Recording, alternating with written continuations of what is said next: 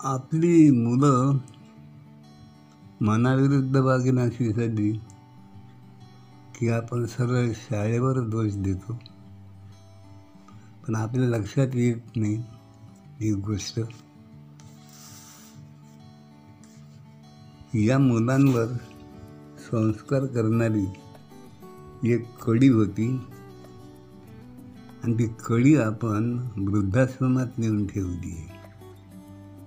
कळत नकळत त्यांच्यावर संस्कार करणारी एक वृद्धाश्रमात नेऊन ठेवली किंवा गावाला नेऊन ठेवली आहे.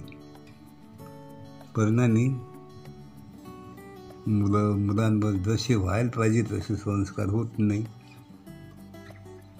उलट क्वचित, नेहमी नाही, मुलाचा नर न होता नराधम होतो, नायक न होता खलनायक होतो. त्याला सर्वस्वी आपणच जबाबदार आहोत. अशाच तऱ्हेचं समाजाच्या बाबतीत हेच आहे.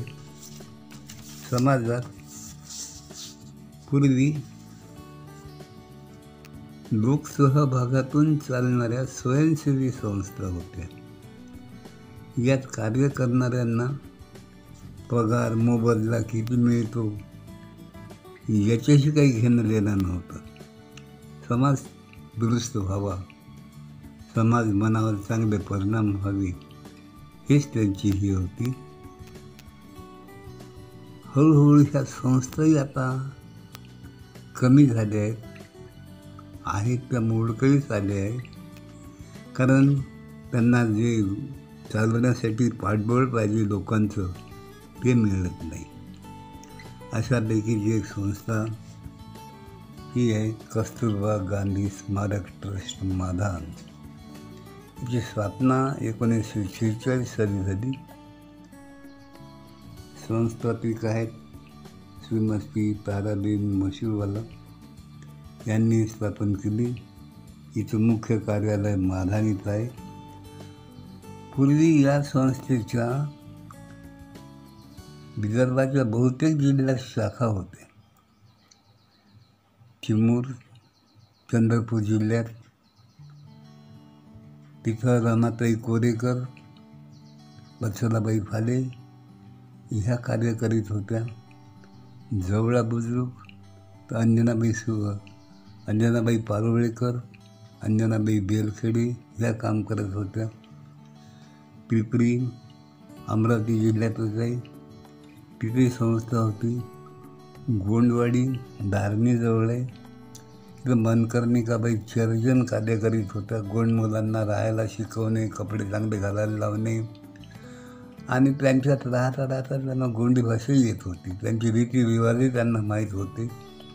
त्यांनी तिथं मरेपर्यंत तिथं कार्य केलं.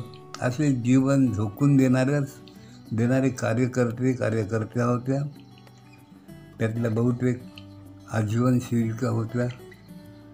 नागपुरी शांताबाई खुमकर इथं कार्य करीत होत्या. विश्रोळी विनताई चौधरी या ठिकाणी कार्य करत होत्या. विनताई नेरळी होत्या. जामनेर गीताबाई म्हसेतकर होत्या.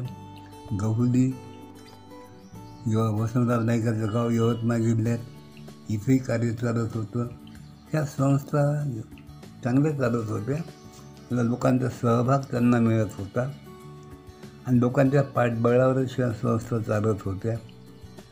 पुढं काय झालं, विनोबाजींनी सांगितलं की असं न करता तुम्ही मादांच्या आसपासच कार्य करा आणि तेवढाच भाग चांगला करा.